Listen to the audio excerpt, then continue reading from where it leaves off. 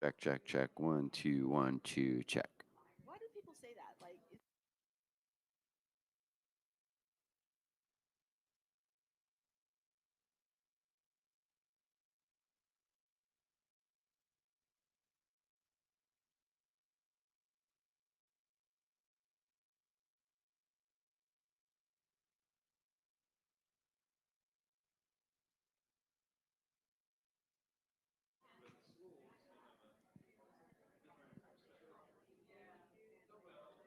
Shasta wants me to say something else, so I'm going to say something else now. thank you.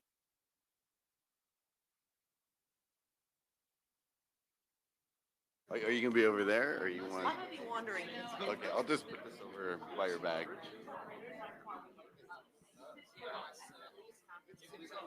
Yeah.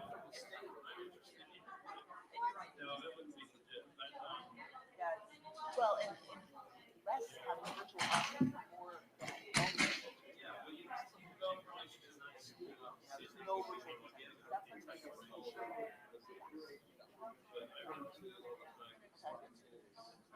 yeah. I will. I will. No more virtual.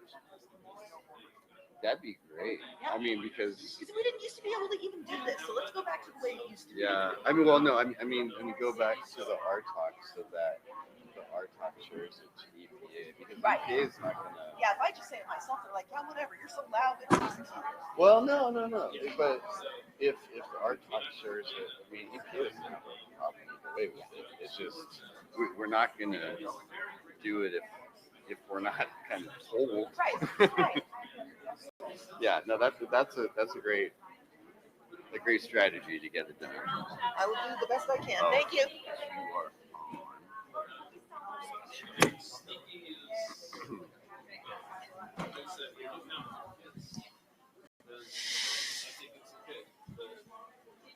Good morning, everybody. Thank you for being here.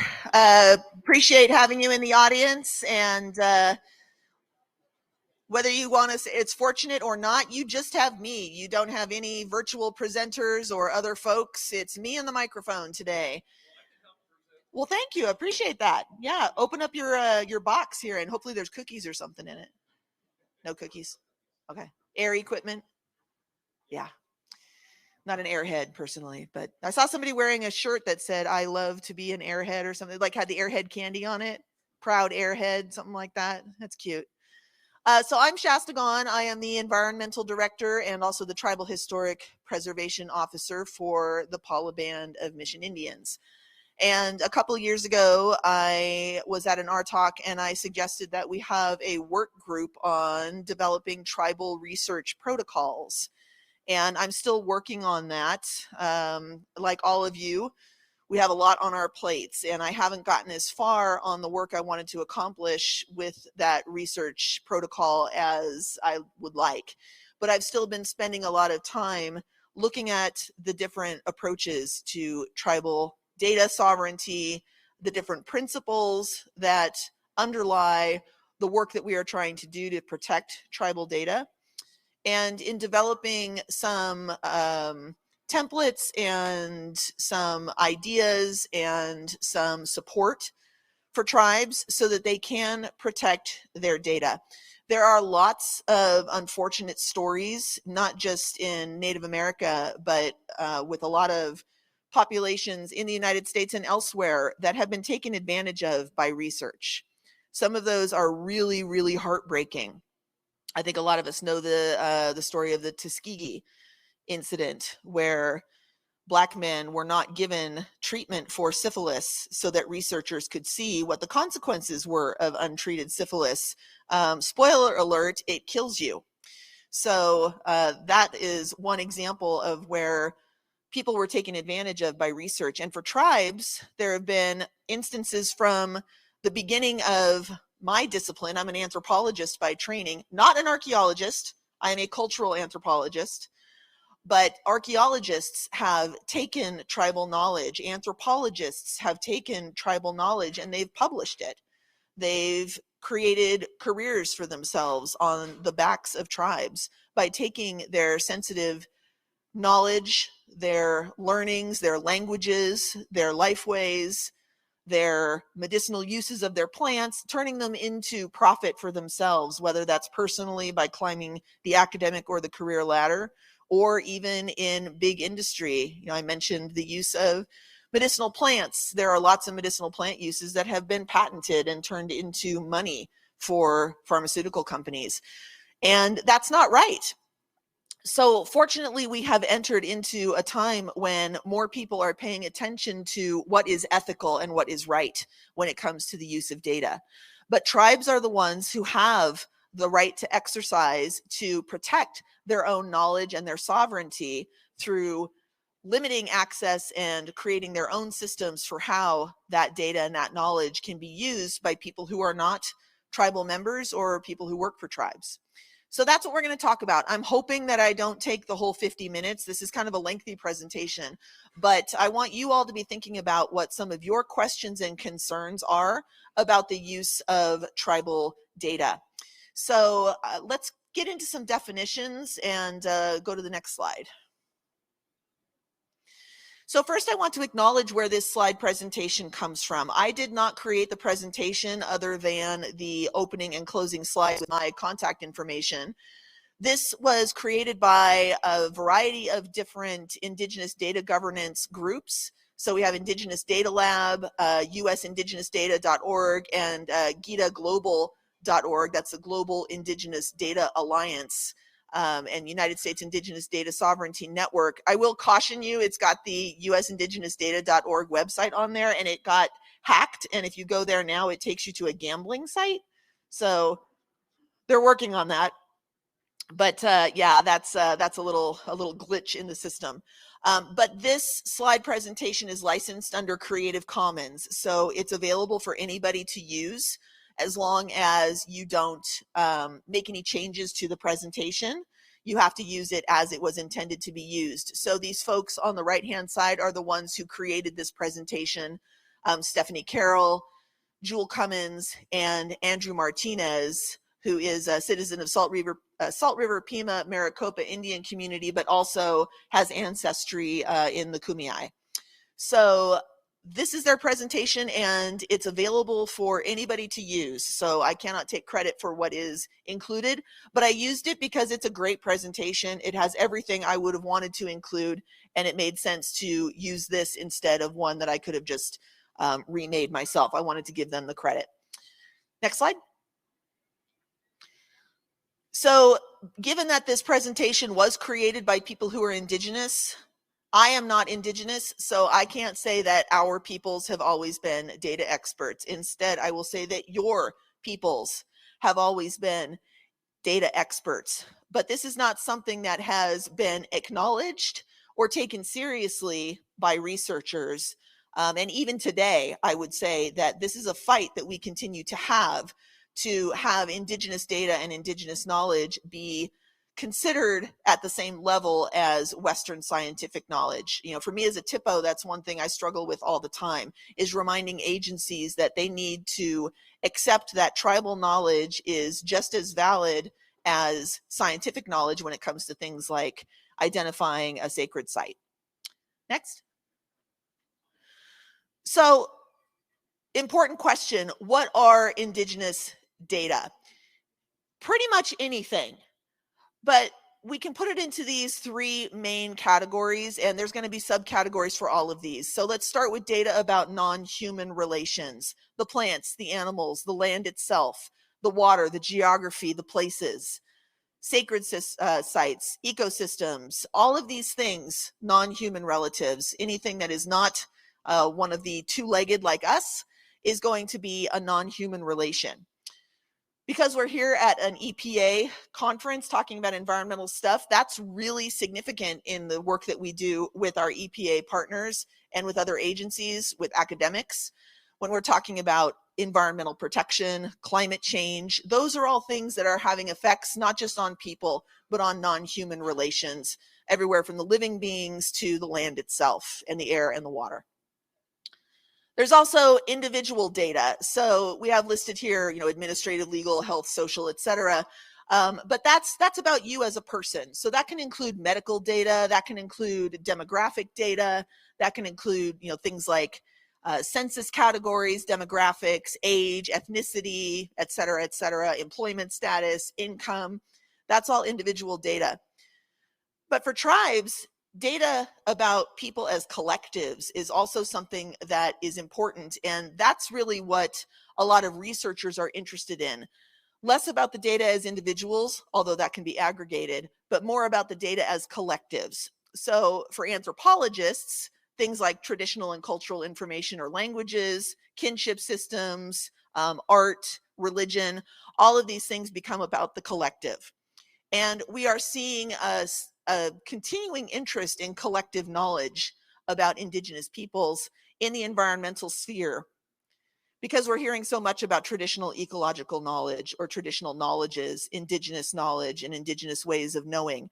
And that is being positioned now in kind of, I'll call it a savior category, right? Because we're doing climate change, adaptation, assessing vulnerabilities, and trying to find solutions. And it feels like a lot of agencies and organizations are trying to collect data from tribes on this collective level to say, how are we going to fix this problem? Tribes have the knowledge. They have the knowledge because of the ways that they know about living in harmony with the landscape. Very often they fail to acknowledge that those ways of living in harmony have been so intensely disrupted by colonialism and settlement that those are things that can be hard to recover, much less to share with others, with this idea that somehow Indigenous folks are now responsible for fixing the mistakes of Western settler expansion and climate change, not climate change, capitalism. It's the word that I wanted. By the way, my slogan is overthrow capitalism. But still let me buy lots of shoes. I love shoes. So overthrow capitalism plus shoes. All right, next. So there's a difference between data sovereignty and data governance, and it's subtle, but it's an important distinction. So sovereignty, data sovereignty, this is a legal definition. So when you define sovereignty as far as tribes and governments are concerned, sovereignty is the right to make your own laws and be governed by them. That is sovereignty as a nation kind of a definition. Data sovereignty is similar in the sense that it is knowledge or data that has been converted and stored in binary form, in other words, in a computer, in the cloud, what have you. And it is subject to the laws of the country in which it is located. So that can also apply to tribal data sovereignty, not the country in which it's located, but the nation. The tribal nation in which that data is located is subject to that tribe's laws. Tribes have the right of data sovereignty. You can make your own laws and be governed by them for many different things, and data is one of those things. Now, the governance of that data, who owns it? Who collects it? Who has access to it? Who controls it? Who analyzes it? That is data governance. So under the umbrella of data sovereignty, you have that legal right to govern your own data. And within that governance, there are rules about who owns it, et cetera, how it can be accessed. So that is the subtle difference between those two things. I don't use them interchangeably, or I don't mean to use them interchangeably, but mostly when I'm talking about data, it's more of the governance aspect of it, but also the legal right, which is falling under sovereignty. Next. So sovereignty, as I said, it comes from that inherent right to make your own laws and be governed by them. And tribal nations have those sovereign rights. So that's number one. That's the first principle. And then there's going to be a difference in the genesis of that data sovereignty. Every tribal nation is going to have its own different definition and has the right to determine what the roles and responsibilities are for that data. So the genesis being, the beginning or the origins of that information, that is held and determined by individual communities. So it's going to be different from nation to nation, even though there's going to be a lot of overlap. And then from a larger, broader umbrella, we're looking at the human rights framework in which data even exists and how it can be used. So even though we might have our ideas about what sovereignty and data sovereignty allows tribes to do with their data, there's still going to be pushback on some of that stuff. So you end up with court cases. Sometimes it's addressed in treaties, in part of the recognition of sovereignty. And this talks about not just Native nations in the United States, but in other parts of the world as well.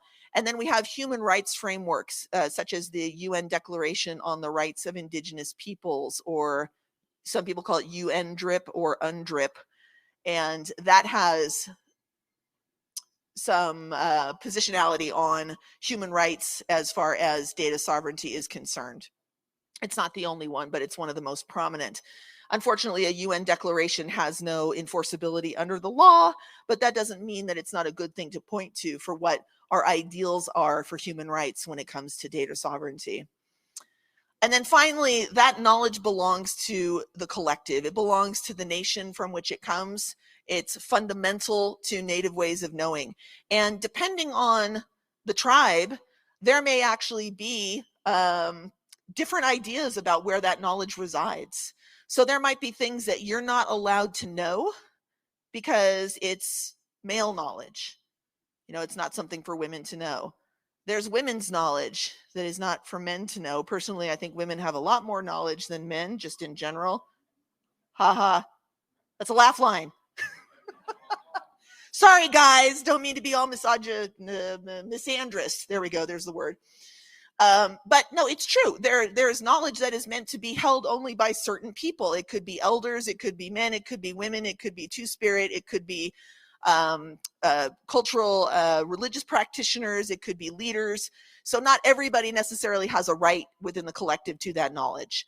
But that is for the individual tribes and groups to determine. Next. So this is basically the cycle of Indigenous data sovereignty in terms of what it is being used for to build and rebuild tribal rights and tribal control of their data. So you have your governance of data, and you can rebuild those repositories. There's been a lot of reintroduction of knowledges that have been kind of latent and sleeping. I'm thinking, for example, of the use of traditional fire, which is really taking off in California. That's a rebuilding of that data, that knowledge base. And it feels kind of weird to call that data, when it's knowledge. Like, data sounds so scientific-y and weird, but there are data points in that. It's knowledge that's being used, and it's rebuilding cultural practices. And then data for governance, you can use that knowledge to build and support the actual governing structures of the nation, both in general and then also specifically when it comes to knowledge and use of that knowledge in your government, in your environmental department, in your TIPO, wherever that data needs to be used. It strengthens your tribal nation and becomes a part of nation building or nation rebuilding. Next. So this is just an example of how data is on a spectrum in terms of how it can be controlled. So I love that they use social media as a low control data source. We can control, in a sense, our own social media presence, but we know that that data gets sucked into, Meta and TikTok and whatever. Who here uses TikTok? Can I see a show of hands? I'm gathering data. I see a couple of really embarrassed hands that are like, yes, yeah, be proud of your TikTok. Thank you. Yes. TikTok terrifies me. I don't have children, so I'm completely at sea when it comes to TikTok. Every now and then I get a video and I'm like, what is this thing? And I don't know what's happening. But I do the old school Facebook because I am an old person, and I do Instagram, and we have that also for our department. We have a Planet Paula Instagram and a Planet Paula for the Paula Environmental Department, our Facebook page. I have not yet given in to the TikTok. And don't know that I ever will. But there's very little control. We might feel like we're controlling what we put on there, but we have no control of what happens to that once it gets out on the internet. When it's on the internet, it's forever. And then there's all the way up to the highest control. Tribal enrollment should be very tightly controlled, and I think probably is very tightly controlled. And there's anything along that spectrum in between, but you get to decide what you want to control when it comes to tribal data and tribal knowledge. You don't have to share anything. And there are ways to steward that data in terms of what it says on the bottom, the enhancing the data relationships. Control what you can. And it's even possible, or I've heard, I should say, of companies, and this includes tribes actually, in terms of organizations and governments, who have social media policies so that certain things do not get put out online. And that's not a terrible idea. But it's really more about that data that is really important to tribes in terms of their knowledge and what they are or are not sharing, and what they need to do to maintain their own sovereignty. And that includes things like tribal enrollment. Next. So there's going to be all sorts of other people, individuals, agencies, organizations, governments, etc., that are going to potentially be interested in or overlapping with what is happening with Indigenous data and with the practice of Indigenous data sovereignty. So in the middle there, we've got the tribes. And connected to that are all these different entities that may want to have some access to or pieces of the data that tribes control. So publishers, researchers, universities, of course, granting agencies. Hi, EPA. Here in California, we often find that when we get grants from the state of California, they are interested in certain types of data. And there are times when tribes will say, no, absolutely not. We would rather say no to your money than say yes to giving you data about our water, for example. That's a big one down here in Southern California. So granting agencies actually impinge a little bit upon, actually more than a little bit, they impinge upon tribes' data sovereign rights to be able to hold that information and not share it, just to be able to get money to be able to do something to help their tribe. And then other governments, I guess you could think about the state of California or the states that your tribes are within, or the federal government as being other governments who want that data. But the point of this is that they are all coming to you as people who work for tribes, as tribal leaders, as tribal citizens, asking you to share potentially. And then when that happens, what happens to that data? And that's something that we want to talk about, because that's why you need those Indigenous data protocols, so that you can be protecting and controlling access to tribal knowledge. Next. Let's see, what number slide am I on? What number slide am I on, Jeanette? I don't know either. I think there's like 32 slides, so I should probably speed up a little bit. And then some of these are going to be a little bit not repetitive, but the information overlaps a little bit. So we have our broad principles, regional principles, and then Indigenous nation principles for Indigenous data governance. And I'm going to go over the one at the top, those broad principles, the CARE principles, in a lot more detail in the next several slides. But this is the broad umbrella of ways that data should be cared for. And then the regional, there are consortia or groups of tribes, like the example here, the principles of Maori data sovereignty. That's for an entire region. But within that region, there is the individual Indigenous nation. So you can use those regional principles to inform your own policies, but your policy is your own. And that's really what I want everybody here who's interested in creating a data protocol or templates for their own use to be thinking about it at the individual level, but introducing some of these principles under CARE and then FAIR that we're going to be talking about. Next. This is just I should never say just. That's my word, you know. Some people say, you know. I say just. Stop saying just.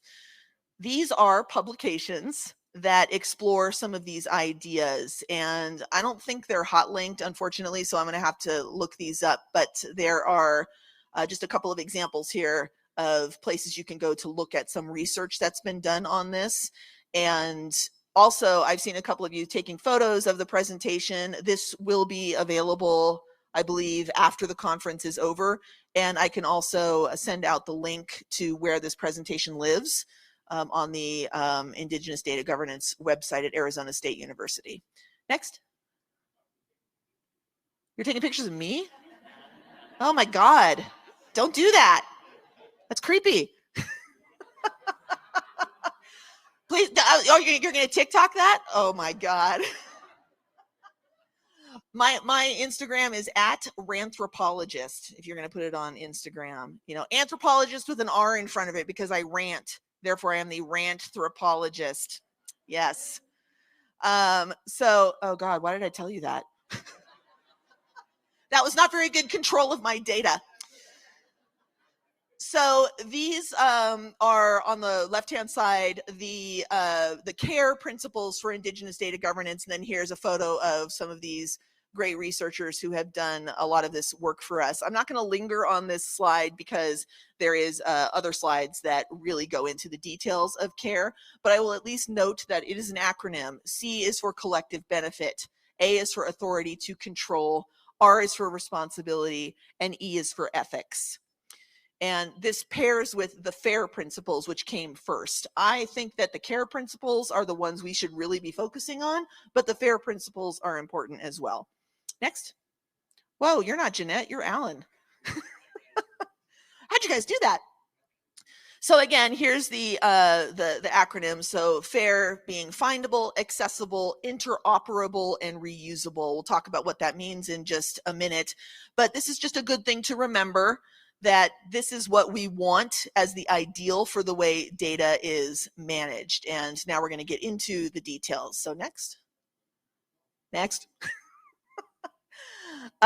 Woo, this one is not real easy to see, at least from where I'm standing. So FAIR data, that's starting with that findable, accessible, interoperable, and reusable.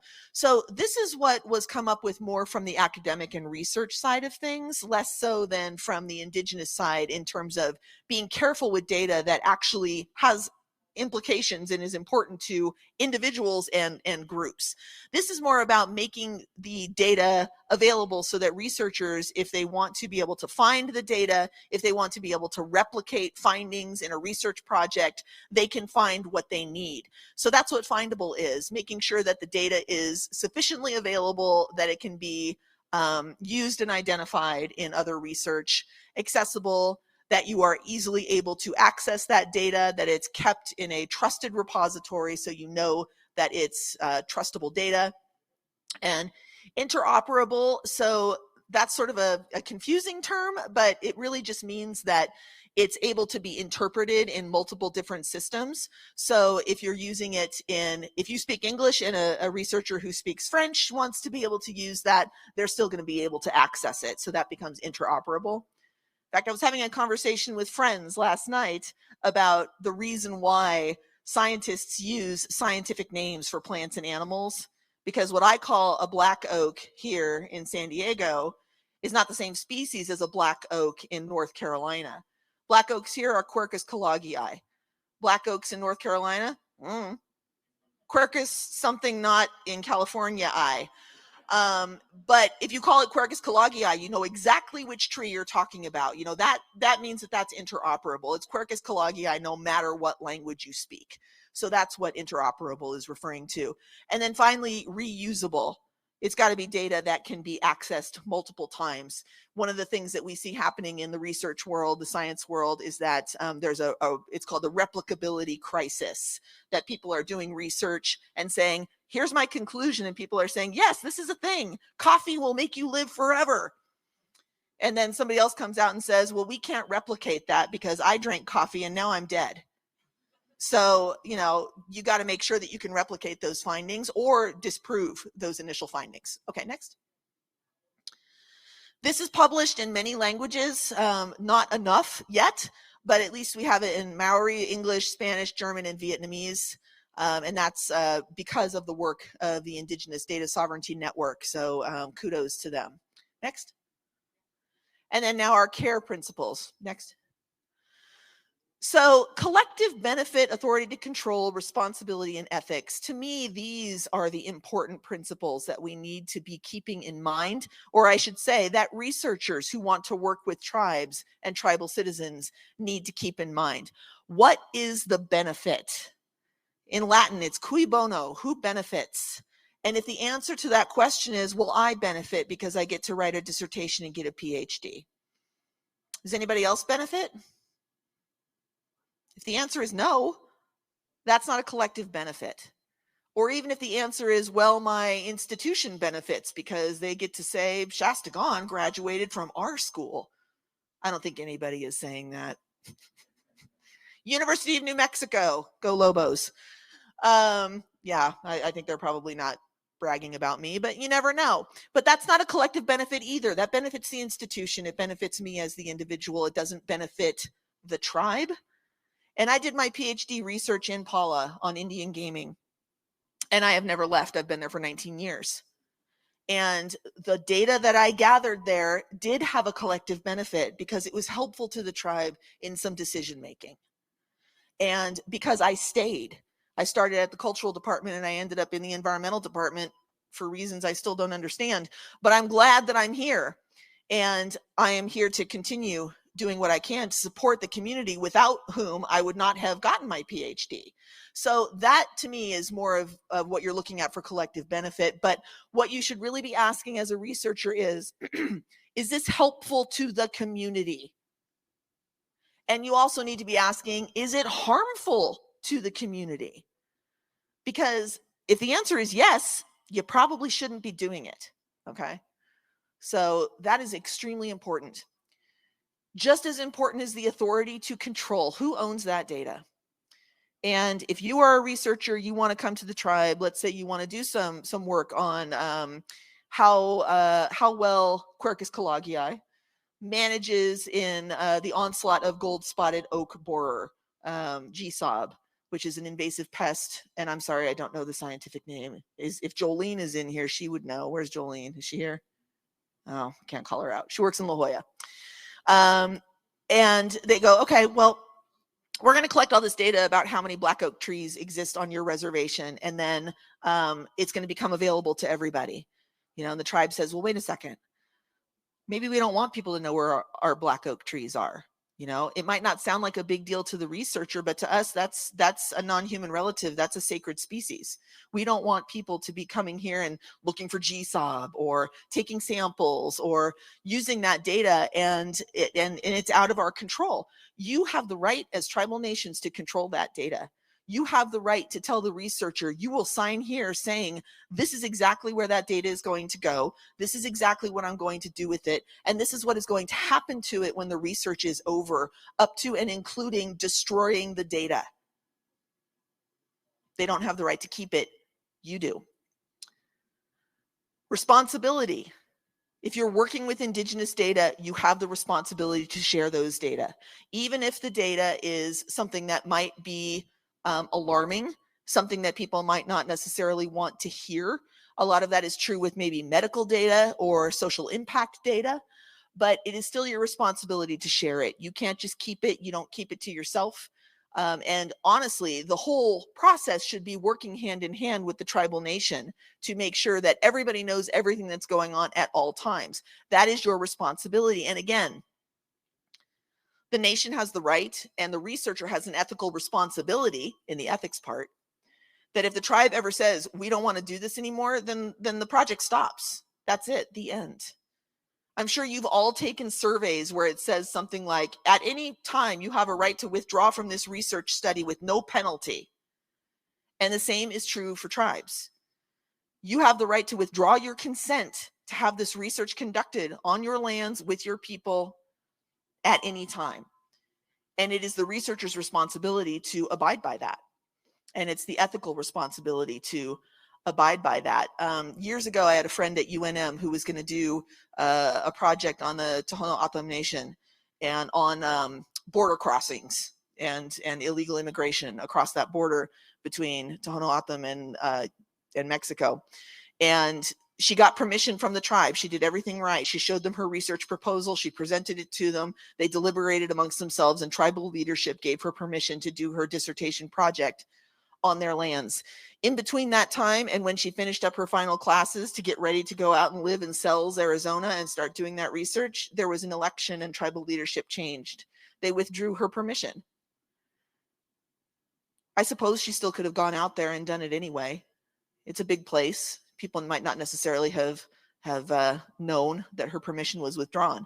But she did the right thing. She didn't do the project that she had spent basically 4 years of coursework preparing for. They said no. So she actually quit the program and moved to Australia. I don't know what the moral of that story is. But as far as I know, she's pretty happy now. So next. So this is what we just talked about, just put down in a little bit simpler of a form and then laying out these individual principles. These were also on a previous slide, but they were small and hard to see. So just some of the under collective benefit, inclusive development, improved governance and citizen engagement, equitable outcomes.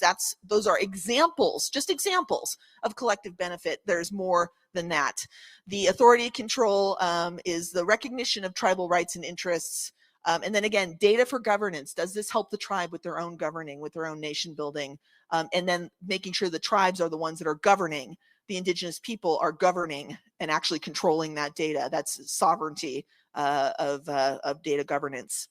And that there's a responsibility to maintain those positive relationships. Expanding capability and capacity, and I don't think they mean this in the capacity indicator sense that our GAP grants require. This is just expanding the capacity of tribes to control. And then the responsibility to be sensitive of indigenous languages and worldviews and protect those things. And then finally, ethics, minimize harm, maximize benefit. That sounds simple. Would that it was that easy for people to understand that that's what they need to do. And then there's a justice component and a future use component. Is this useful? Next. Okay, I see I just went over those in detail, and then we have these slides that goes over them in detail. So we'll move through these. Let's 1, 2, 3. Yeah, like I said, I'll show you where this lives so that you guys can, that you all, I should say, can overlook it for yourselves. Okay.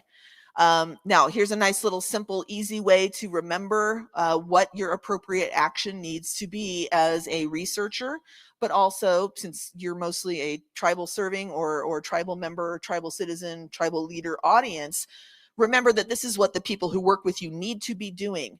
They need to be recognizing your authority. They need to understand that access is something that you control, that authorship is what the tribes are the lead author on this. It's their data, that you are attributing the people that you are working with. And in fact, again, lead authors, lead attribution, an acknowledgement of all of the access and everything that a tribe has given you to be there in the first place. This is what you can require as tribes of the people who work with you. And again, that's everywhere from academic researchers, students who are doing a paper. Here, I'll ask for another show of hands. How many of you get those calls right around this time of year when a student is like, November is Native American Heritage Month and I'm writing a paper. Can you help me find information for my paper? Yeah, we get that. I'm not seeing any hands. Am I the only one? Okay, thank you. I don't feel so alone. Even students, even high school students have a right or a responsibility, I should say, to follow the 5 A's and the CARE and FAIR principles. Next. So some tips for folks to support Indigenous data sovereignty.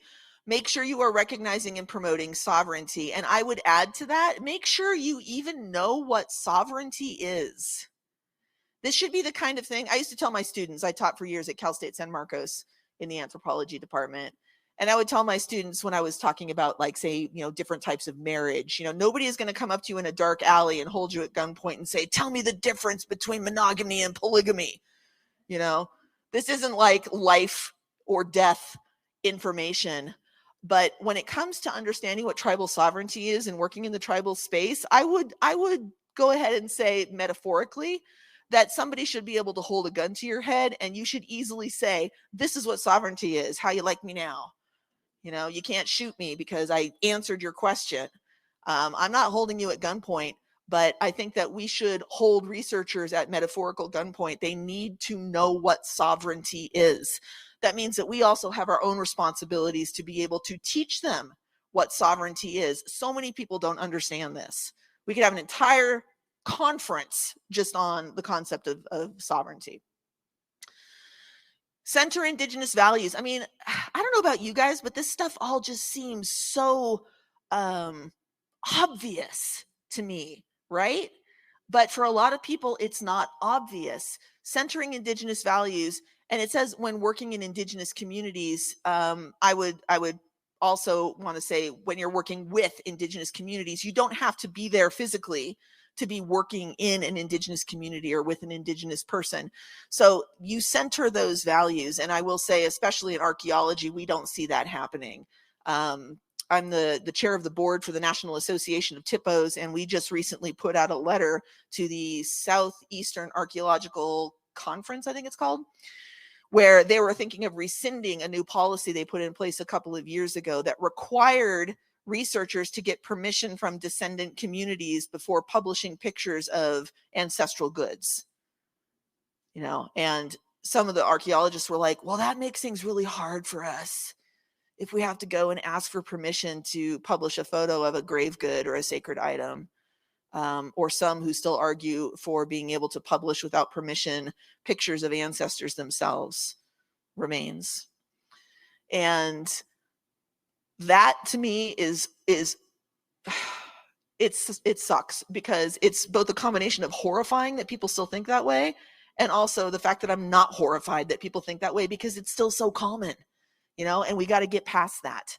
It's not about you. It's not about your publication. It's not about your tenure. It's about the people and whether they are giving you permission to do these things. So the fact that we have to write this letter saying, please don't do this, means that we still have a long way to go. Do your research and your scholarship in service to the community.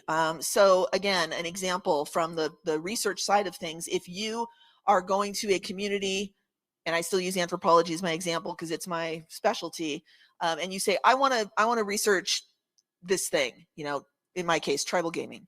And the tribe had said, okay, I mean, yeah, I guess that's kind of interesting, but what we really want to see is research on the incidence of diabetes in our community, because it's going up and we're not sure why. And we'd like to have some help with that. So will you research that instead? My answer to that needs to be either A, yes, I will, because that's what you want me to do, or B, which is what I would have said if this had actually happened, that's not my area of specialty. Let me find somebody that you can work with to do this, and I will find some other project to do that somebody wants and somebody needs. So center those community needs when you're doing your research. It's not about what you want, it's about what they need. Build research and development capacity within communities. So that's another one that we can ask for. You want to do something for us, it needs to be in support of our needs to develop our own nations and build our own capacity. And then number 5, and this is partly what we're here for, even though I'm using up all the time. I know I only have like 10 minutes left. Thank you, Alan. Create your own governance protocols and procedures. They can be extremely simple. They can be as simple as, come to us with your proposal and let us consider it, and then we'll tell you yes or no. It can be as complicated as developing your own institutional research board, or IRB. Academics, universities have an IRB. You can have a tribal IRB. And you know what? You can charge people. I'm coming to you with a research proposal. I want you to look it over and, make sure that it comports with your Indigenous data policy. You can say, okay, our application fee for that is $500. Not to say that you want to, use it as a way to make money. You're not going to make a ton of money off of charging for IRB reviews or Indigenous data protocol reviews, but your time is valuable and it should be paid for. So set up a price. If it's a really complicated project, maybe it's going to be $1,500 to review that, because it's going to take 80 man hours, person hours, woman hours. Maybe it's $50 because it's, an undergraduate at the local university who just wants to write about a local tribe. Or maybe you waive it, for those instances, but you can set that up as part of your procedure. Make them understand the value of it in a way that a lot of Western folks understand, which is by paying for it. And then finally, support Indigenous scholars, hopefully within your own communities. And I would say everybody is an Indigenous scholar if they're a member of a tribe. Who knows your people and yourself better than you do? You're already a scholar. But whether they're in the community or in the academy or in government, there's a lot of researchers that are in government, and ask for their help. Because I will say, and maybe this is a little tricky to say because I'm not Indigenous, but I would hope that young people or people in tribes who are becoming researchers actually want to come back and help their tribes with this stuff. And Andrew Martinez, who is a part of this Indigenous sovereignty work, is doing that for his communities. Oh, and I don't remember the dates, but I'll shout out that they're having an Indigenous Data Sovereignty Conference in Arizona next year. And I think it's in February. So look that up online and consider attending. Okay, next. Wow, the end. So these are the organizations that developed this slide deck and who are doing a lot of this work to explain all of the things I just went over with you. So take advantage of those. There's a lot of resources there to help you develop your own strategies, protocols, movement forward in this area. And then the last slide is my information. So feel free to reach out to me. Like I said, I'm helming this work group, but we haven't actually come up with anything substantive yet. I'm interested and welcoming to anybody who wants to do this work. Our goal ultimately is to have templates that you can choose among for yourselves so that you can create your own customized policy, whether it's a complicated one or one that's very simple. But that you can just hand to people instead of saying, well, I'm not sure. And then you've got your way forward when it comes to this kind of work and this kind of request. All right, we have 6 minutes. I know that was a long time for any questions. And Jeanette already has a hand up. Jeanette.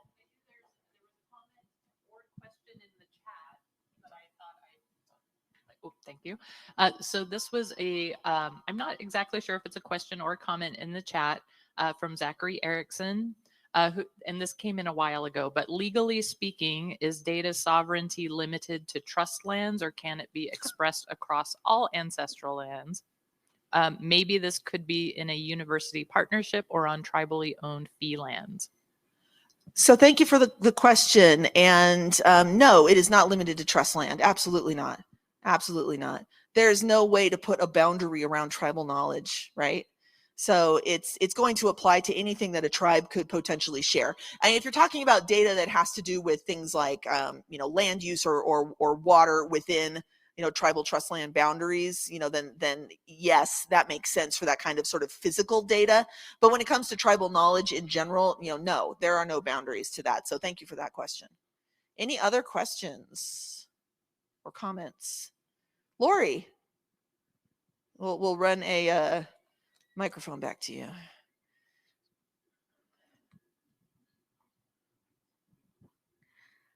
Thanks. How might this apply to grants that tribes apply for? A lot of data is exchanged in a grant application program, whether you get the grant or not.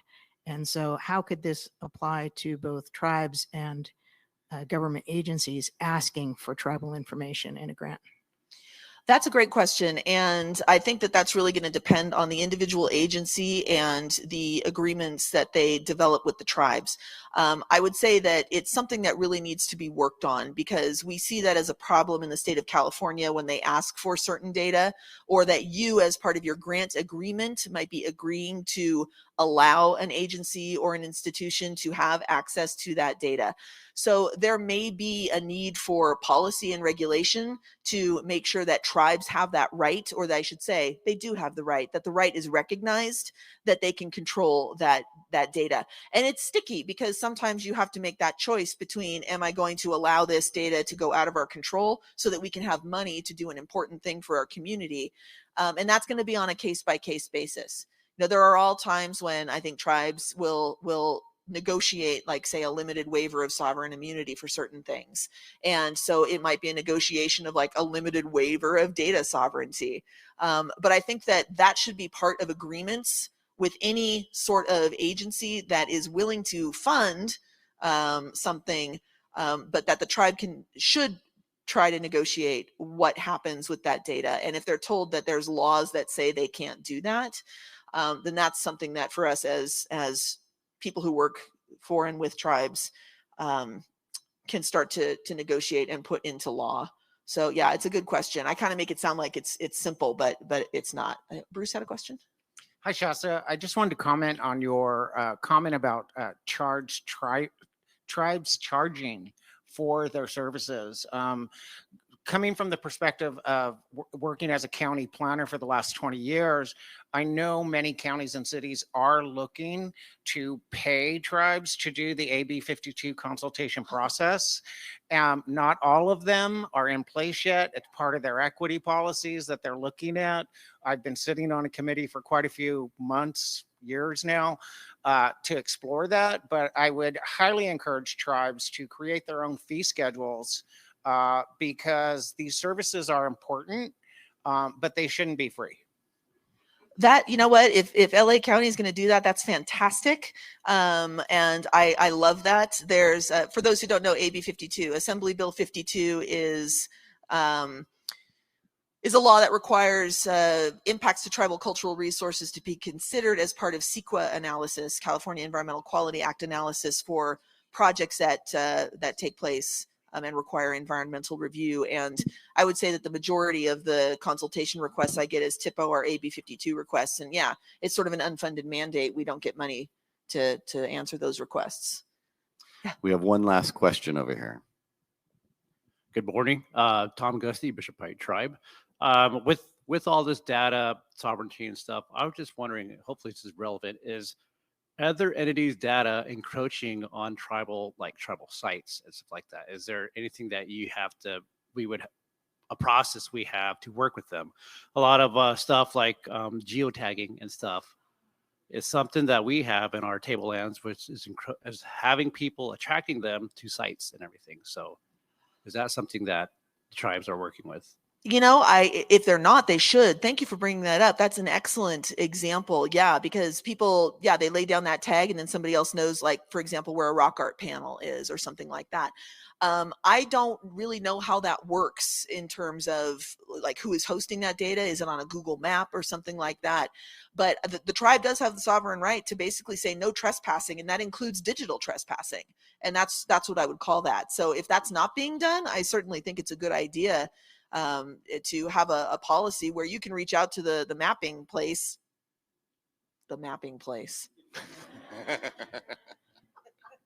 Somebody bring me some coffee, to Google and say, please remove that. And I know that can be done because there was a mistake on the map in Paula. We have a Wells Fargo branch in our administration building, and on the map it was showing up in the middle of the cemetery. And we don't want people showing up at the cemetery trying to do ATM transactions. So Google actually did fix that for us. All right.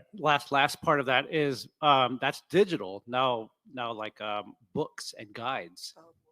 Is that different, or would that be the same because it's individuals? You know, it's the same except it's different. I mean, it is very much the same, but you're right. And this is something I have to say to people a lot, again, on the TIPO side of things, is that just because it was published in a book, you know, and so it's like public data, doesn't mean that the tribe ever gave permission for that to be published. So don't assume because it's out there, you're like, oh, it's already public, so we're fine with putting this sacred site on a map because it was talked about in, you know, Bob Bobson's book back in 1902. And I don't know what the answer to that is, because the idea of going to books and basically saying, we want you to take this out and not publish like new editions or change the edition. I don't know how you put that horse back in the barn, but I do think it's something worth talking about, and can even be part of your approach to data, where you say, as part of your overall policy, what I just said, just because it's in a book doesn't mean it's true. And even if it is true, doesn't mean it was ethically sourced. So talk to us first before you decide to repeat something that you read in Alfred Kroeber's book, for example. That's a great question. I like you. Let's talk. Wait. You said you were going to put me on TikTok, though. Okay. Well, we're out of time, but thank you everybody so much. I really appreciate you.